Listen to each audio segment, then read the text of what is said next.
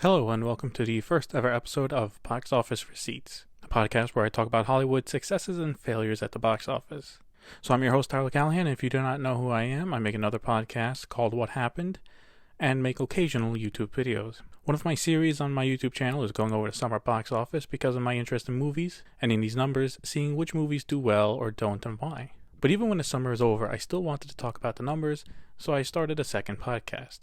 So what is the format for this podcast? Right now, as it's the first episode, a lot can change. But for now, I will start off with the weekend numbers, then moving over to international numbers if available, and then talk about the upcoming releases.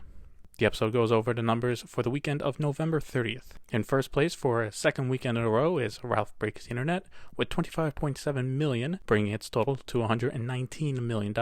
In second place is the other animated hit The Grinch with $17.7 million, bringing in its total to $203 million. Third place is Creed 2 with $16.8 million, with its total now being $81 million.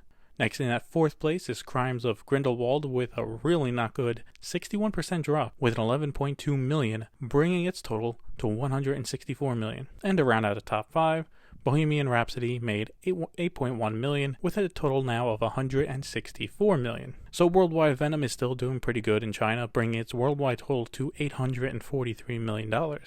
One of the more surprising stories of this year. Crimes of Grindelwald is at $519 million worldwide, and while that may seem nice after 2-3 weeks, that is it with most of it being released in most countries, so it does not have much more room to grow, especially with the December blockbusters coming soon.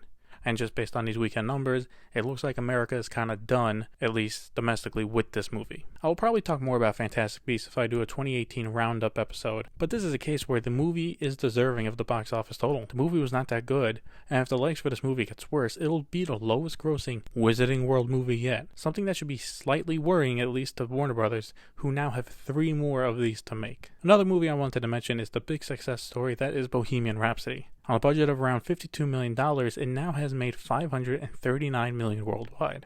Easily a big success story so far. The movie is now also the highest grossing music biopic domestically, passing Straight Outta Compton. The world loves Queen, and this movie shows it really does, since the reviews for this was around okay. Now before I move on to what's coming out next week, there was only one movie that was actually released this week, but I did not talk about it earlier because it did not even open in the top 5. From Sony Screen Gems, who brought you the mega hit Slenderman, comes The Possession of Hannah Grace, and it came in at 7th place with $6.5 million.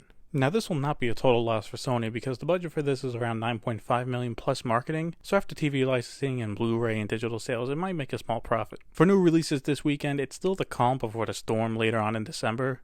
The biggest things we have is that Schindler's List is being re-released, and the Box Office Mojo is saying that it will come out to around 1,000 theaters, and Mary Queen of Scots is out in limited release, so not much. So that is it for the first episode of Box Office Receipts. This podcast is still growing, so some things might change, but for one, I'm going to try and get more hard data on international numbers and bring that to you.